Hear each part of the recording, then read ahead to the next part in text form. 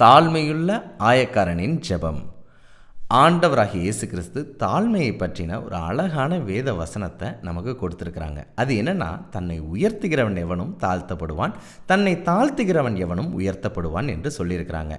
யாராவது பைபிளில் தன்னைத்தான் ஜெபத்திலே தாழ்த்தினவங்க இருக்கிறாங்களா அப்படின்னு நீங்கள் யோசிச்சிங்கன்னா, அதற்கு சற்று முன்பாக இருக்கிற வசனம் யாரை பற்றினது அப்படின்னா, ஆயக்காரனின் ஜெபத்தை பற்றினதாக இருந்தது.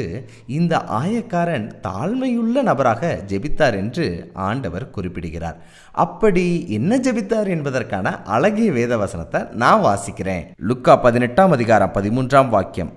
ஆயக்காரன் தூரத்திலே நின்று தன் கண்களையும் வானத்துக்கு ஏறெடுக்க துணியாமல் தன் மார்பிலே அடித்து கொண்டு, தேவனே, பாவியாகிய என்மேலே கிருபையாயிரும் என்றான். இந்த வசனத்திலிருந்து ஆயக்காரன் தன்னை ஒரு பாவி என்று ஒத்துக்கொள்வதை பார்க்க முடிகின்றது.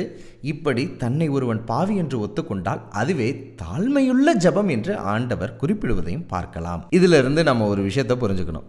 ஒரு மனிதன் தன்னுடைய பாவத்தை, குறைவுகளை ஒருபோதும் ஒத்துக்கொள்வதற்கு மனது இடம் கொடுப்பது இல்லை. அக்செப்டிங் நேச்சர் நமக்கு ரொம்ப ரொம்ப ரொம்ப கம்மி.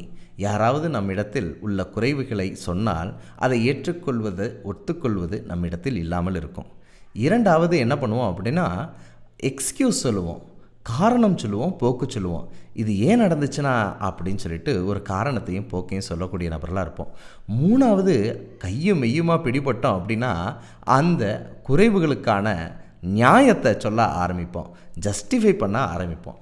இப்படியாக ஒரு மனிதன் தன்னுடைய குறைவுகளையும் தவறுகளையும் பாவத்தையும் அக்கிரமத்தையும் ஒத்துக்கொள்ளாத தன்மை, போக்கு சொல்லி மறுக்கக்கூடிய தன்மை, நியாயப்படுத்தக்கூடிய தன்மை இருக்கிறது.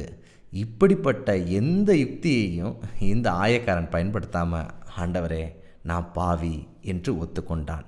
நாமும் நம்முடைய பாவ நிலையை ஒத்துக்கொண்டு, ஆமாம் ஆண்டவரே நான் கோவப்பட்டுட்டேன், தவறு தான். ஆமாம் ஆண்டவரே அந்த இடத்துல நான் கை நீட்டியிருக்கக்கூடாது. ஆமாம் ஆண்டவரே நான் கெட்ட வார்த்தை பேசியிருக்கக்கூடாது. ஆமாம் ஆண்டவரே நான் வெறுப்பு அடைஞ்சிருக்கக்கூடாது. ஆமாம் ஆண்டவரே நான் பழி வாங்கும் சிந்தனை கொண்டிருந்திருக்கக்கூடாது. ஆமாம் ஆண்டவரே நான் கொஞ்சம் மறைமுகமாக தவறாக வேலை செய்து விட்டேன். ஆமாம் ஆண்டவரே யாருக்கும் தெரியாமல் இந்த தவறை செஞ்சுட்டேன்னு ஒத்துக்கொண்டா பரலோகத்தின் தேவன் அந்த ஜெபத்தை தாழ்மையுள்ள ஜெபமாக பார்த்து நம்மை நீதிமான்கள் ஆக்குகிறார் என்பதை நாம் புரிந்து கொள்ளலாம். இந்த ஜெபத்தை பார்க்கக்கூடிய நீங்கள் நீதிமான்கள் ஆக்கப்பட்டவர்களாக கடந்து செல்லுங்கள். கர்த்தர் உங்களை ஆசீர்வதிப்பாராக. பகிர்வோம் இயேசுவை. என்று அன்புடன் பைபிள் ஸ்கூல்.